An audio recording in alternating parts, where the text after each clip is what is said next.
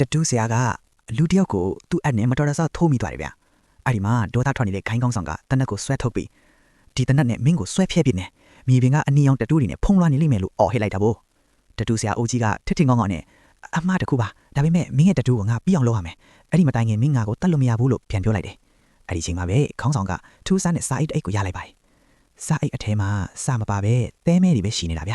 ဘယ်သူမှမနားလေပေမဲ့တထူးဆရာကတော့တုံလာပြီးသူ့အက်ကိုပြုတ်ကျသွားတယ်ဒါ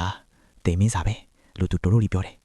ဒါကိုဘသူတွေ့ဒီညအသက်ရှင်မှမဟုတ်ဘူးလို့အဘိုးကြီးကထပ်ပြောတော့ခိုင်းတော်တွေကရေကြတာပေါ့ဗျာ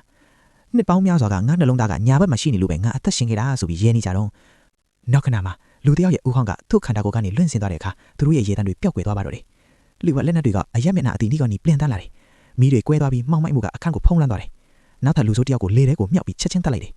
အခုတော့ဘယ်သူမှမရတော့ဘူးတကယ်လူသက်သမားတွေရောက်လာပြီဗျာခိုင်းကောင်းဆောင်ကတနက်တွေစပြပြီးမဲ့အသုံးမဝင်ဘူးဟွက်ထားတဲ့လက်နက်တွေကကြီးစန်းနေတဲ့ပုံများနေတာလीဘယ်သူမှအထက်မရှင်းနိုင်တော့ဘူး